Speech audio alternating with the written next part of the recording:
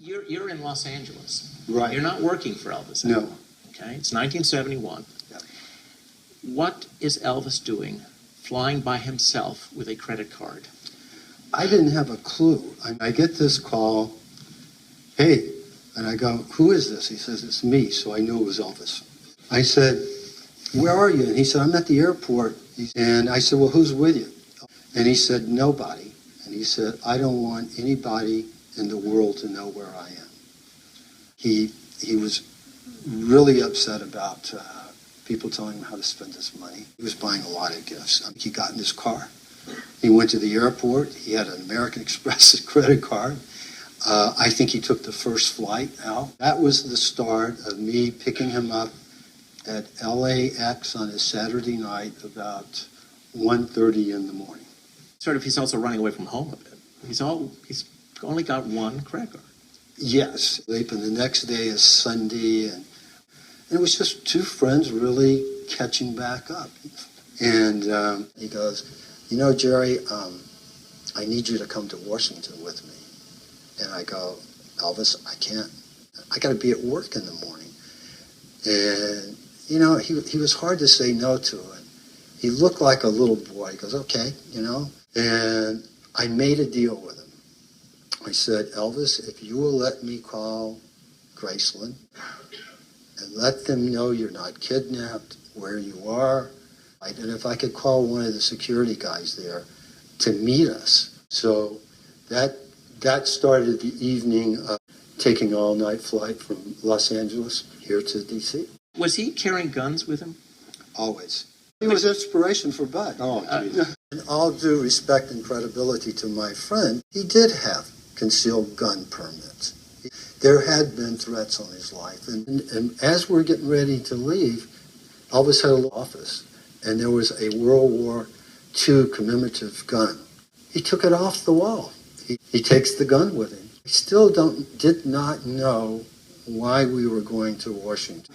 I didn't know what mission he was on. I'm not quite sure if he knew, but he was on a mission. I talked Elvis into letting his normal limousine driver take us to the airport, who he called, by the way, Sir Gerald, because he had found out years ago, I think, he was a driver for Winston Churchill or something. Yeah, and Elvis was a real history buff. I mean, this is the thing. He knew his history, and so it was Sunday night. We had no cash. I didn't carry any cash because I just didn't have any. Elvis didn't carry any cash because he didn't have to. So anyway, Sunday night, and I had Elvis's checkbook, and Sir Gerald found a guy at the Beverly Hilton Hotel that would cash a check for $500. So I made out the check, had Elvis sign it. On the way to the airport, we stopped at the Beverly Hilton, and I had an envelope with $500 in my coat. And it was Christmas time, and there were a lot of soldiers coming back from Vietnam. And the ones that saw Elvis there, they would say hello. He got into a real conversation with one soldier for, like 10 minutes. And he comes back to me, and I'm sitting in the window seat, and he's here, and he goes, where's that money? I knew what was going to happen. So I said, what money? And he goes, the $500. I said, Elvis, we're going to Washington. That's all we've got. He said, you don't understand. This man's been in Vietnam. He's going back home for Christmas to see his family. He gave me the entire $500.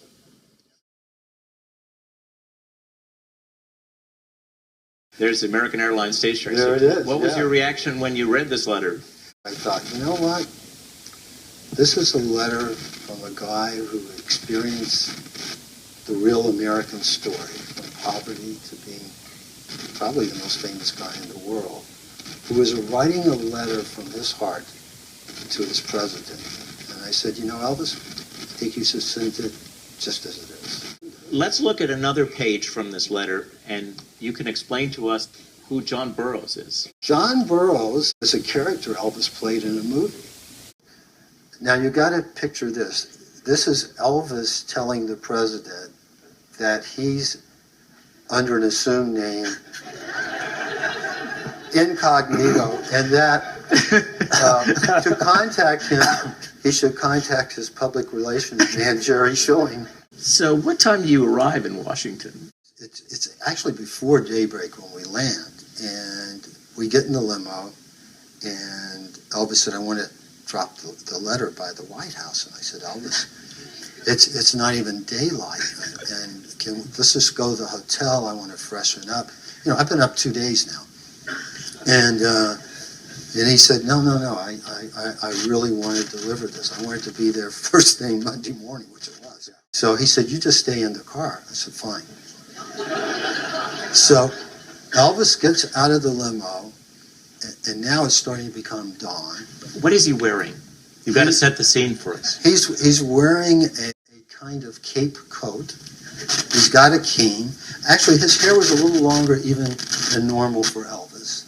You know, for that time of the morning, it was kind of a Dracula look. You know? And, so he gets out.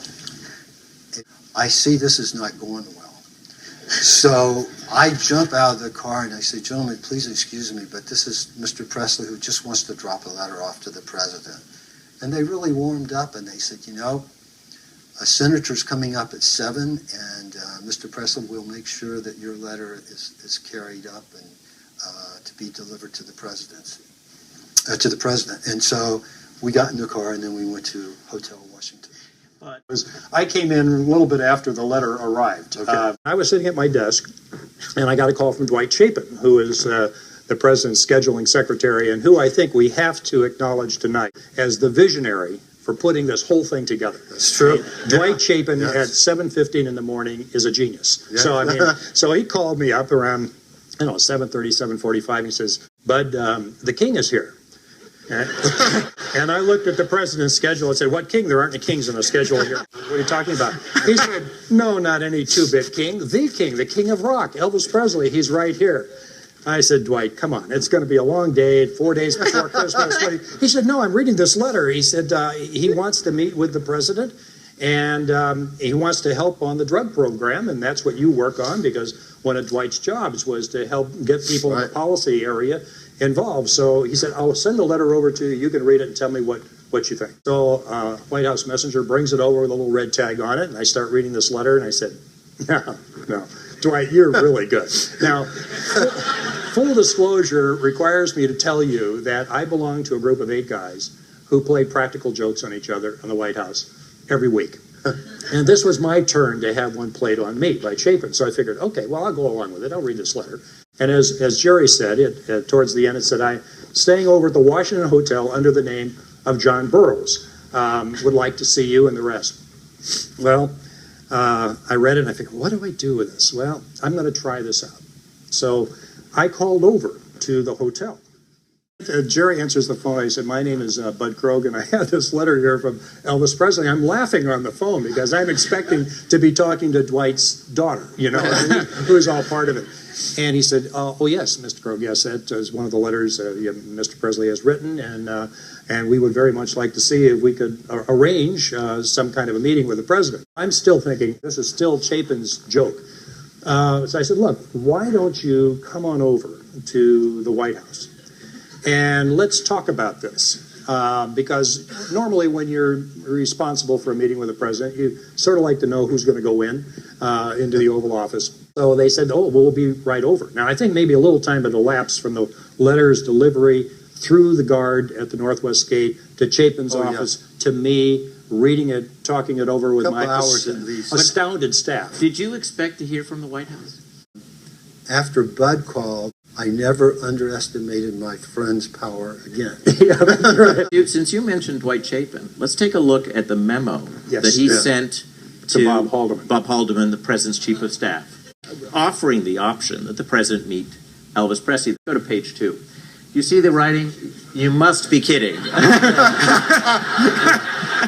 Where he said that he wanted the president to start meeting young people, and let's begin with Elvis Presley. Let's start with the most famous man on the planet, so let's do that. And then Bob wrote, "You must be kidding," but you see his big H there, approving the meeting. So we had a go-ahead. But now this came a little bit after I had this audition meeting with Jerry and Sonny West. When I called Elvis, who was at Findlater's office, to tell him that you wanted to meet about the meeting with the president, he said, Jerry, go outside in front of the hotel and I will swing by and pick you up on the way.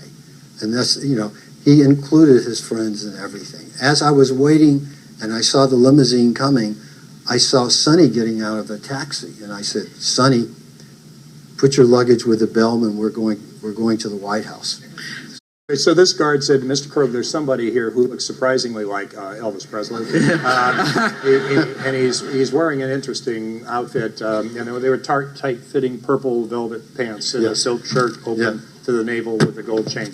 And what do you want me to do with him, sir? And I said, well, bring him on down to the office. And they brought him on down. It wasn't until they walked into my office that I realized, oh my goodness, this is Elvis Presley. Oh, and my secretary's, Sandra Green. Oh, it is Elvis Presley. And then you all came in, and I will tell you, that was one of the most lovely half hours that I've had talking to you all and hearing Elvis talk from the heart about what his country meant to him. He sort of paraphrased the letter. I've gotten a lot from my country. Yes. I want to give it back. I want to help the country out.